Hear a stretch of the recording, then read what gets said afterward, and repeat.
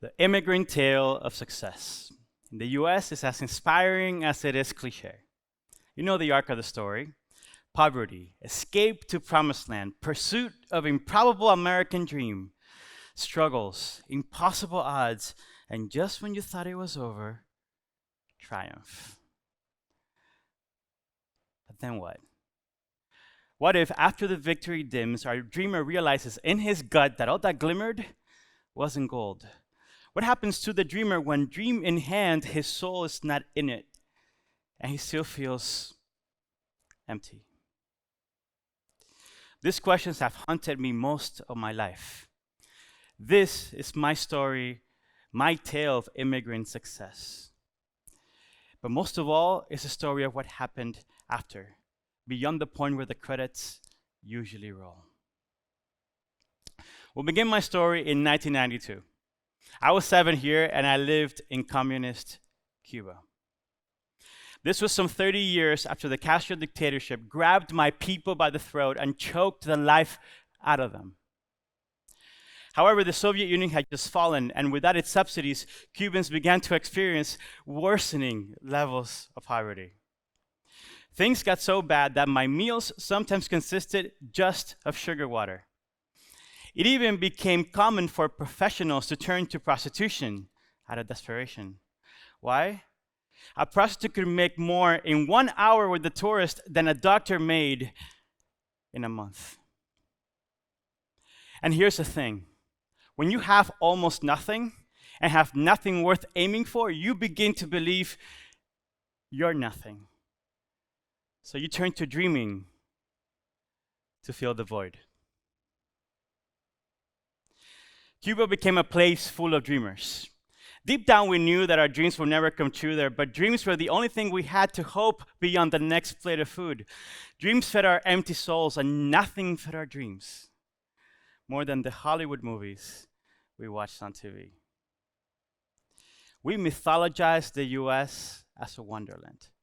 That's where New York City was, with its miles of shiny skyscrapers and its sidewalks filled with rich, glamorous people. Each of them had dreams so important they all walked forward in a rush, eager to get to their goals. And then there was Harvard, that magical university for the smartest kids, where Americans went in poor and came out rich. Every dream at their fingertips. But we were trapped on our island. Very few of us could leave. Travel visas were only for a chosen few. The island became a purgatory of empty stomachs and of souls starving for hope. And I adopted the adult's hopelessness and grief as my own. That's when my void appeared. To cope, I too began dreaming of moving to the US and living the life I watched on TV. And for a while, these US dreams sustained me. But dreams can't fill your stomach.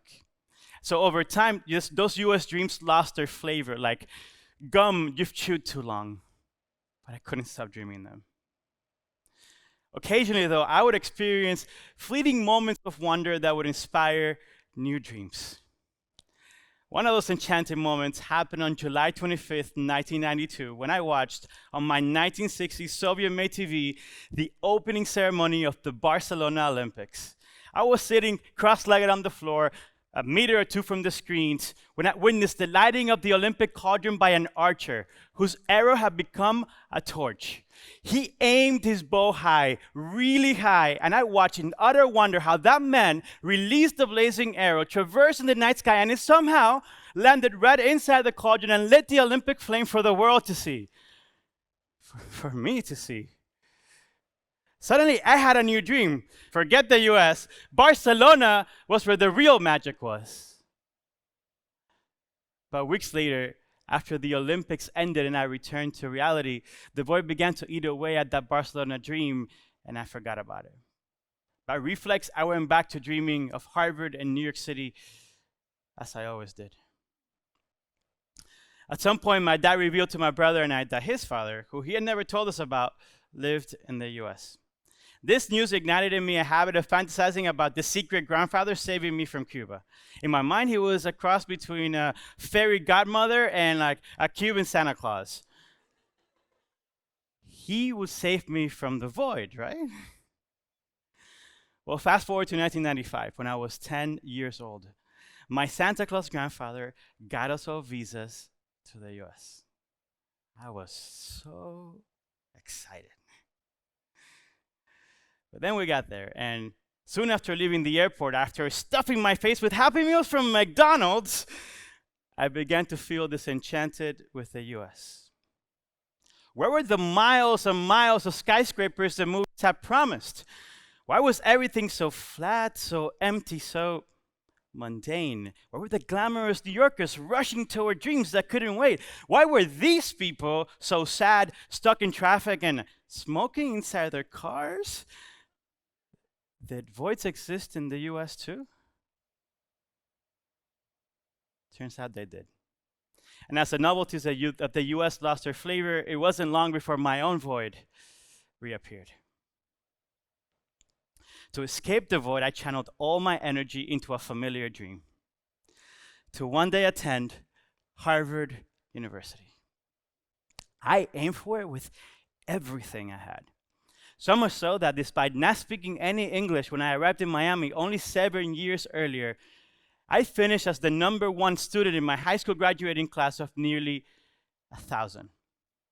And I became the first student in my school's history to be accepted to Harvard. Oprah even invited me to her talk show as a guest in an episode about amazing graduation stories. And that was cool for a minute.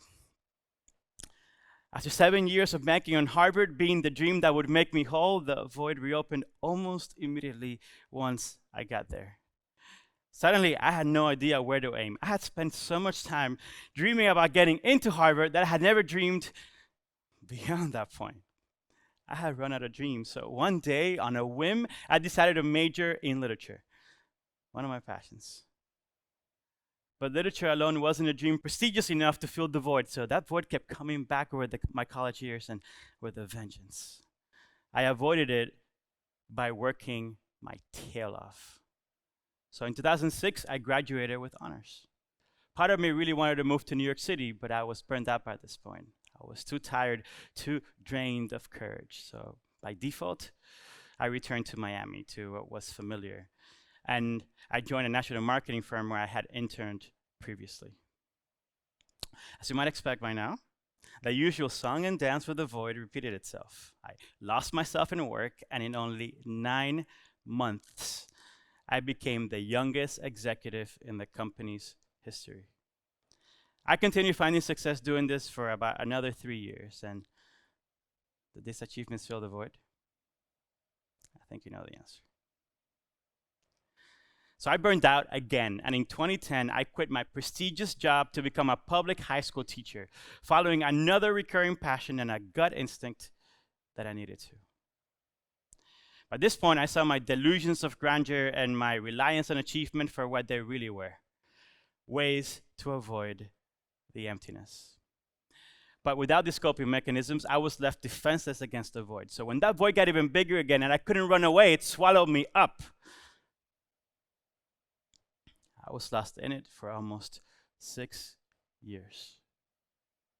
But I persevered through long private struggles with depression and anxiety. Slowly, I did the hard emotional work that earned me my return out of the void and back to feeling excited about my future. This was one of my classrooms from that period. As you can see, I had started dreaming of moving to Barcelona again after almost 3 decades. I had forgotten that dream since I was a child, but apparently it had anchored itself in my subconscious and never left me. But before I'd be ready to follow through with it, life threw me a curveball. There was a dream I was about to fulfill that I didn't even realize I had. I know where this is going, so I had a former student named Richard who I had mentored during his last 2 years of high school. He had been one of my smartest students. He had also been one of my favorites. He was witty and irreverent. In class, he never missed a chance for a joke, especially at my expense. Sometime after he graduated, Richard and I decided to meet to catch up. During that conversation, he revealed some shocking news. He had been homeless for much of his high school life. He had been providing for himself for years without a single parental figure who consistently took full responsibility for his well-being. As we talked out of nowhere, a new dream showed up for me. I wanted to step into the role of Richard's dad. A few days later, I asked him if he'd like that. His smile said it all. Now, I know some of you would think that it's weird for me to want to adopt an 18-year-old. And I recognize that it's unusual. I mean, I was 34. Why couldn't I just continue to be Rich's mentor? Why be his dad? My answer is one part logical and one part unexplainable. First, the unexplainable. I simply wanted to. That's it. Like majoring in English or switching to my teaching career. It was an instinct. So true. It was impossible to ignore. But if you need a logical explanation, part of me later recognized that for this kid, a full and total commitment mattered. What he needed was a father who would be all in permanently. He had been forced to grow up too soon, and that's not right. He had almost never had a stable place to call home. Being his dad offered him the safety of certainty, the certainty that no matter where he went or where I was, he'll always have a home with this guy. I've been acting as Richard's dad for nearly 6 years. He lived with me in Miami he was in college studying computer science. My son graduated with nearly a 4.0 GPA, and he now works for Google in New York City. His dream job in his dream city. On a recent visit with him, Richard surprised me with the greatest gift I've ever received. He asked me to become his legal father. So we filed for an adult adoption. Being Richard's dad has been an education in relating to the void differently. I have spent my life aiming at dreams that could magically help me escape the void forever. But even when those dreams came true, feeling free of the void always felt impossible. I know now that that's because the void will always be there in some form. It's a part of us too.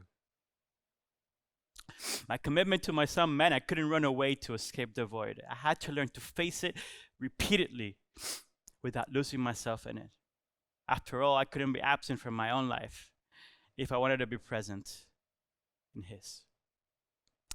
In time, I lost my fear of the void, freeing me from this chokehold. I began to feel at home with myself despite the grief that would still regularly emerge from it. So when I finally moved to Barcelona almost 2 years ago, moving felt like going towards something true. I'm happier than ever here. I'm very proud to say that I've been a teacher for 14 years. It's my vocation. Once I arrived to Barcelona, I learned that the archer's arrow never did actually go into the Olympic cauldron.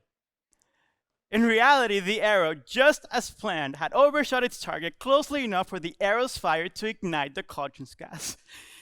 So, although that moment had been infinitely magical, it had not, in fact, been magic. Although I've confirmed that Barcelona is magical, the real magic is here. There is so much magic in us waiting to be uncovered. So much joy, wonder, and love held by dreams we don't even know exist within us.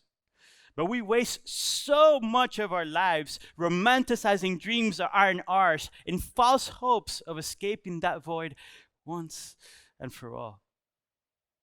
The more you turn away from that void, the bigger and scarier it will feel, and the shinier your dreams will have to become to distract you from the emptiness, hindering you from noticing the dreams that are authentically you. Those real dreams are usually buried so far from our consciousness that they only reach us through vague signals, fleeting instincts, whims, and gut feelings that maybe aren't logical, but feel just right. To know which dreams are part of you and which are distractions from the void, you have to actually pursue them. So I encourage you to take your romanticized dreams out of the safe spaces of your minds. Expose them to reality through meaningful action and by putting skin in the game. Doing that will unmask the distractions for the delusions they are. But get ready. That will only make the void more visible, and you'll be forced to face it, as I did. In time, though, the dreams that really matter to you will persist and will be clearer to see.